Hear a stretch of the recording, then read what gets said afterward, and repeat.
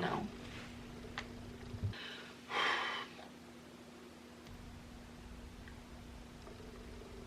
I'm gonna start. Okay.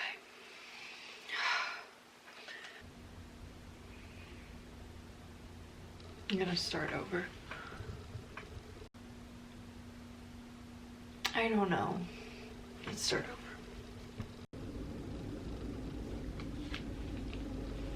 Alright.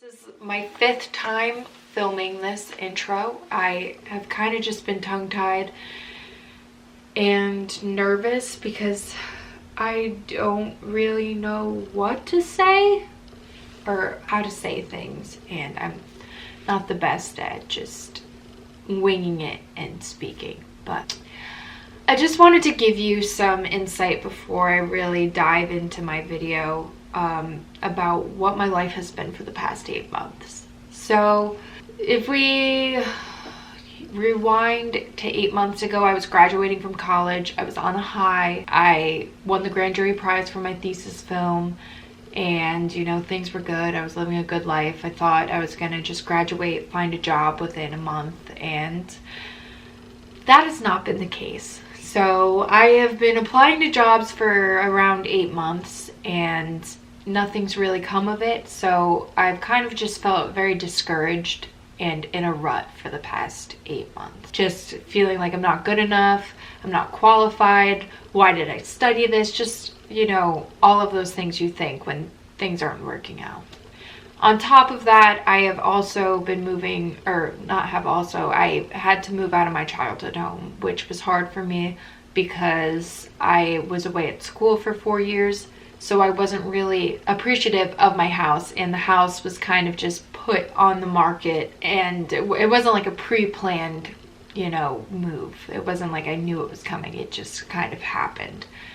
And with that, I clung onto my house as tightly as I could, just spent every day there, you know, didn't really go out of my comfort zone to do anything. So I was just kind of in a dark place, clinging onto a house, feeling sad, you know, watching people come into my house, view it, all that stuff. And then we moved to where I'm living now.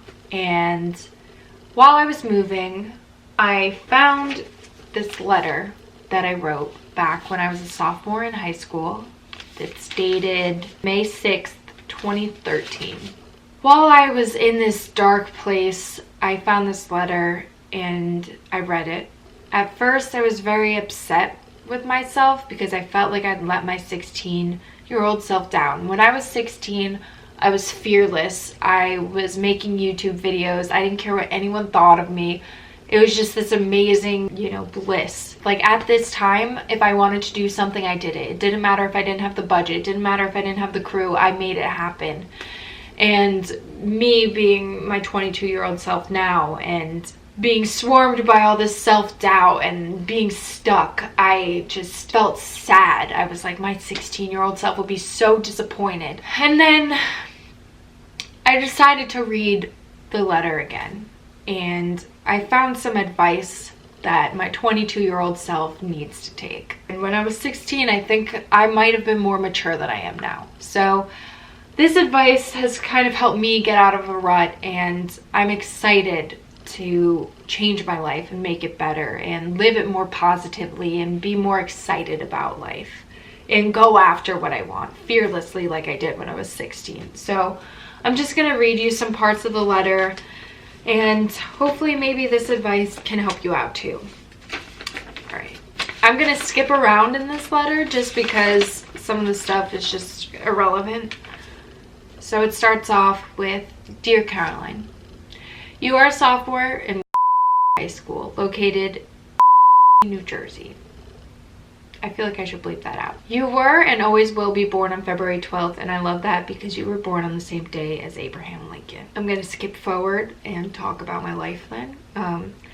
It says, you are on high honors and you have a strong hatred towards mathematics. I still do. You participate in school soccer, club soccer, and spring track. Finally, you have a YouTube channel under the name of That's So Caroline, where you can express your passion for the arts. On that channel, you have 218 subscribers, 58 videos, and 47,176 views altogether. So to give some more perspective, at this time I didn't know that I wanted to go into filmmaking. So doing YouTube was a hobby. I didn't realize until maybe my junior year how much I loved filmmaking, and I wanted to go to school for it and become a better filmmaker. So it's kind of weird reading this because this is before I knew what I was going to do. I mean, in high school I was like, I don't know what I'm going to study in college. So it's kind of crazy. A lot has happened in the past year, and they have made me who I am as of right now. One of these big things that happened was meeting Taylor Swift at the Red Tour on March 28th, 2013. On top of that, you met her mother and the band Florida Georgia Line. Another big moment for me this year was hitting 100 subscribers on YouTube in March, then 200 onto April.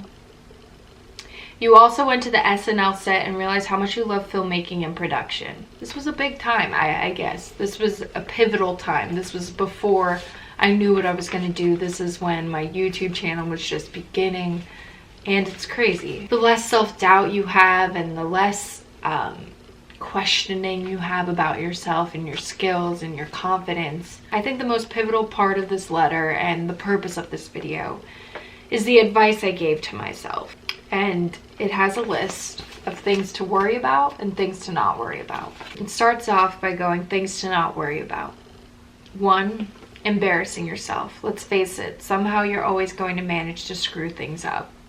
Kind of mean. I really do believe that I think I worry too much about what other people think, and I'm too scared to embarrass myself, and sometimes you gotta realize people aren't really paying that much attention to you. 2, having everything the way you exactly planned it. Sometimes a wrong turn can bring you to where you are meant to be. 3, that one test. You'll have a million other tests, not one can define you as a person. 4, growing up. Let it happen naturally. Only the boring people in the world are the ones who call the fun ones immature. 5, boys. They're just distractions from you following your dreams. Achieving success is the best revenge to get on a boy rather than just dwelling what has happened in the past. I think at this time I must have been mad at a boy. I don't remember who, but I was definitely mad. So, listen to that, I guess, if you're mad at a boy. 6, let failure happen. Stop trying to deny that it was just wrong, but keep trying anyways. I think this is something that I really need to hear right now, because I constantly just let fear stop me, the fear of failure stop me from doing things. And like making this video, I could have posted it last week and I didn't, because I was fearful that people would think I was stupid. And you know what? Today, I'm not letting fear get in the way. 7, regrets. Don't ever regret something you once really wanted. 8, speaking up about your opinion. Be who you are and say what you feel, because those who mind don't matter and those who matter don't mind. It's a true statement. And then 9, the future.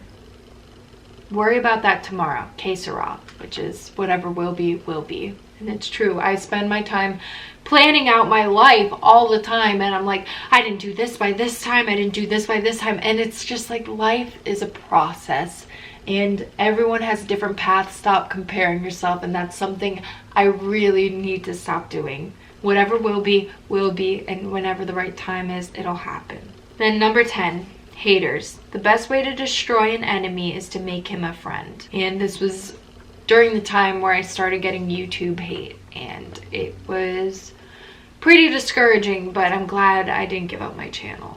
So moving on, I said things to worry about. So this is the stuff I need to worry about. 1, sticking to your dreams. Don't settle for less because it's easier. If your dreams don't scare you, they're not big enough. So in recent years, I found myself, dumbing down what I wanted for my life, because I'm like, I'm not going to be able to do that. That's crazy.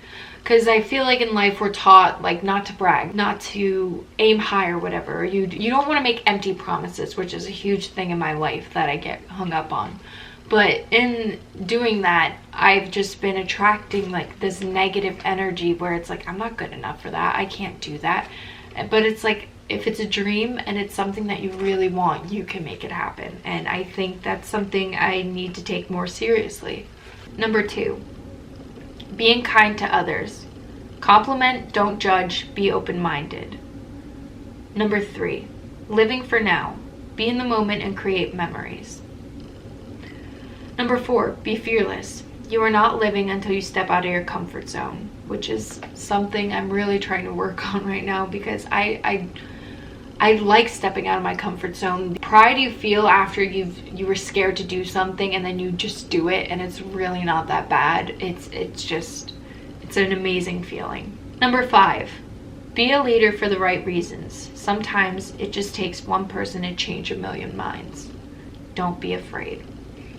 Number 6, stick to your priorities. Don't be influenced by others to change unless you want to. Number 7, showing your real self. Don't suffocate your real self by concealing it with fakeness. Who cares what others think? And that's the end of the list.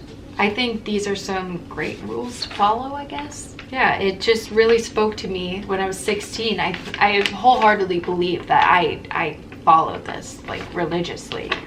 And I kind of got lost along the way, and that's okay. But right now I'm working on getting back on the path. So I just wanted to read the last paragraph because I think it's almost like my 16-year-old self is just trying to tell my 22-year-old self it's gonna be okay. So I wrote, overall, I just want the future me to have fun, dance, be worry-free, fun to be around, kind-hearted, determined, mystical, I don't know, helpful, creative, and fearless. If times are tough, always remember that things will change. And that's really something I've been needing to hear in the past couple of months. You're only being pulled back right now so you can be shot into something amazing. But always remember the poor person plans for the weekend while the rich man plans for years in advance. After all, as Lincoln says, in the end, it's not the years in your life that count, it's the life in your years. Be fearless on your next adventure. Love, Caroline. So that was the letter that I found while I was cleaning out my house, and I was just in this rut. And at first I did feel disappointed in myself, and then I took a second look and realized everything I'm going through right now is okay. I need to learn to stop comparing myself to others. I need to learn to step out of my comfort zone more and just try new things. And while you can't control what happens to you in life, you can control how you deal with it. And that's one of the biggest lessons I've had to learn in the past year. And I hold it dearly to my heart because I've been trying to improve myself.